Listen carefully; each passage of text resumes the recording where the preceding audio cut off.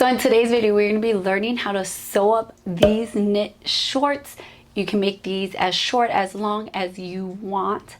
You can make the waistband as tall or as small as you want. And there's going to be a step-by-step guide provided for you on how to draft the pattern. So you can go draft your pattern and then come back to this video to see how to sew it up step by step. In the guide, I also include showing you where to add seam allowance, how much of each piece to cut, whether it's mirrored or not mirrored, and 2 different possibilities that you can do in terms of how to cut it out. So get the free PDF. It will be linked down below in the description. You can grab the PDF, draft your pattern. It's pretty easy to draft. It's also super quick to sew up, and you're only gonna have 1 seam on the inside. There's gonna be no outside seams, which is super nice. So go download the PDF and then come back to this video so you can learn how to sew it up. So for this pattern, we're using knit fabric. So you want, depending what kind of fabric you have, you want to do a reduction to your measurements.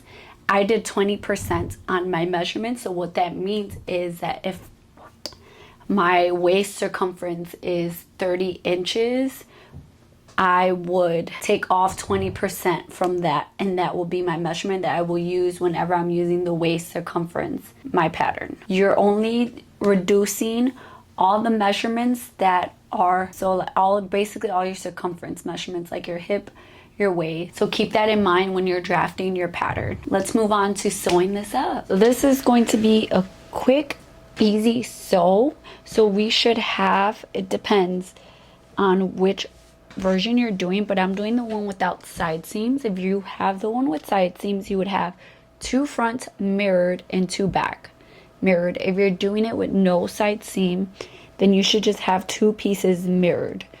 And mirrored basically means that they're, so this is the right side of my fabric, and the other piece, the right side of that fabric, is going the opposite way.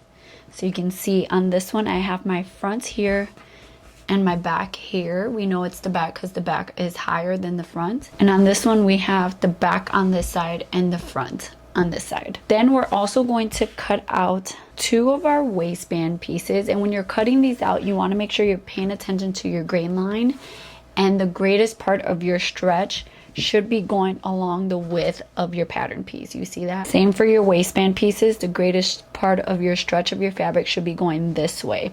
So you want 2 waistband pieces, and again, if you're doing no side seam, 2 pieces mirrored, or if you're doing a side seam, 2 front mirrored and 2 back mirrored. So now that we have it all cut out, we're going to take our pant pieces and we're going to take it and we're going to place it right sides together, and we're going to line it up along the short raw edge right here, and we're going to pin or clip that. Okay, once you have pinned or clipped along that inseam, you want to repeat that for your other. Okay, we're going to put these to the side and we're going to grab our waistband pieces and we're going to place them right sides up. And you want to make sure our waistband kind of is slanted in a sense. So you want to make sure you're lining them up correctly. So you're going to line them up. You're going to pin or clip along the short raw edges. Once you have pinned or clipped your pants and your waistband, we're going to move on to our serger or sewing machine, and we're going to sew these up. So all we're going to do is we're going to sew the pieces that we pinned using a stretch stitch. If you're using your sewing machine, you can use a zigzag, a lightning bolt stitch, or a triple stitch. I'm going to use my serger, and we're just sewing at a 3/8 seam allowance or a 1 centimeter seam allowance.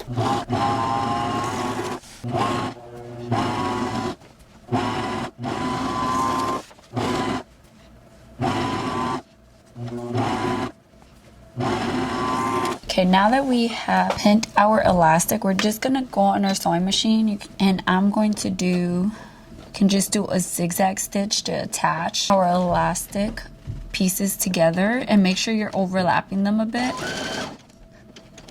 I'm gonna attach it on the end here, and then this other end over here, we're also going to do a zigzag stitch to attach it as well. This does not need to look perfect. And then once you're done, it should just look something like this. We're gonna trim our threads down. Once we have done that, we're just gonna trim down our threads here. And you technically don't have to because no one's gonna see this. Always good practice to trim your threads after you sew. And then we're just simply going to pull and kind of just even out our fabric there. And this would be a good time to try them on and make sure they fit you before you stitch it closed. So try it on and make sure that elastic is not too tight. Okay, once you have fitted them and you make sure that they fit, all we're going to do is take this to our serger and finish off this raw edge where we left our gap. Once you have done that, you can tuck in your serger tails. You can either take this over to your sewing machine and zigzag stitch like right along there and then cut the excess. That's often what I do, but it doesn't always look the best, but honestly I don't care because I know it's secure. Or so you take your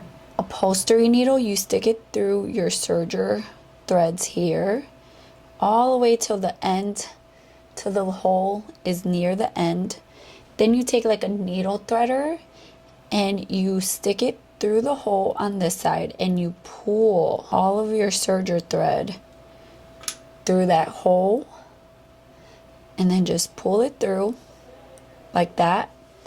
Once you have done that, you just take your needle and you pull it the rest of the way until all that serger thread comes through, just like that. Then you can take something like fray check and put some drops on there, and then with fabric scissors trim it off, and that tail is tucked perfectly in there. And you can repeat for the other side. And then if you want, you can take these over to your sewing machine and stitch in the ditch on your side seams to kind of hold that elastic in place so that it's not rotating or flipping on you. Once we have closed up that gap, we have tucked our serger tails, we're gonna move on. The last step is to hem. You can honestly leave it raw if you want. Knit fabric does not fray.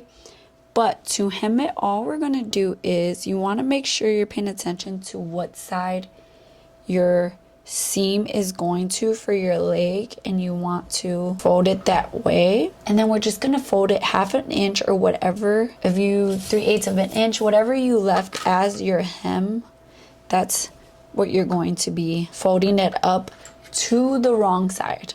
And you're going to do that for both legs all the way around. And then we're simply going to take this to our cover stitch, or you can do it on your sewing machine if you don't have a cover stitch. You can do, I would say a triple stitch would look the best down here, but you would just top stitch from the right side all the way around. But I'm going to do it on my cover stitch.